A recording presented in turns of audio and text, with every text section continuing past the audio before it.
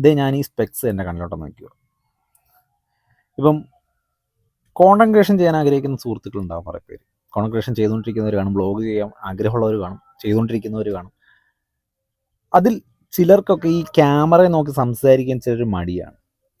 അത് ഒരു കോൺഫിഡൻസ് ഇല്ലായ്മ. കണ്ടന്റിനെ കുറിച്ച് അറിയാമെങ്കിലും അവർക്ക് ക്യാമറ നോക്കുമ്പോഴത്തേക്ക് സംസാരം പുറത്തേക്ക് വരില്ല, എന്താണ് പറയേണ്ടതെന്ന് അറിയില്ല, അങ്ങനെ ഒരു ചിന്തയുണ്ടാവും.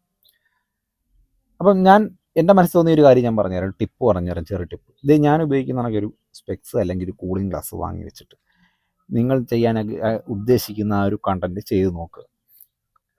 നിങ്ങൾക്ക് സംസാരിക്കാൻ പറ്റും എന്നാണ് എൻ്റെ ഒരു വിശ്വാസം. കാരണം ഒരു കണ്ടന്റിനെ കുറിച്ച് ഐഡിയ ഉണ്ടെന്നുണ്ടെങ്കിൽ ഈ സ്പെക്സ് വെക്കുമ്പോഴുള്ള ഗുണമെന്ന് പറഞ്ഞു കഴിഞ്ഞാൽ ഈ വീഡിയോക്ക് ഉണ്ടാകുന്ന ഒരു ഡെപ്ത്, ഫേസിലുണ്ടാകുന്ന ഒരു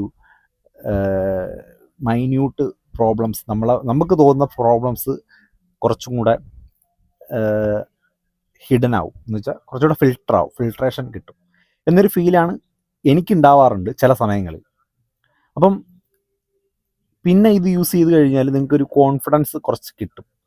അങ്ങനെ യൂസ് ചെയ്ത് വീഡിയോ എടുത്തു കഴിഞ്ഞാൽ പിന്നുള്ള കാര്യം എന്ന് പറഞ്ഞു കഴിഞ്ഞാൽ ഈ ഒരു സ്പെക്സ് സ്ഥിരമായി യൂസ് ചെയ്ത് കഴിഞ്ഞാൽ നിങ്ങളുടെ ഒരു സിഗ്നേച്ചർ ഐഡിയ ആയിട്ട് ഈ ഒരു ക്ലാസ് മാറും.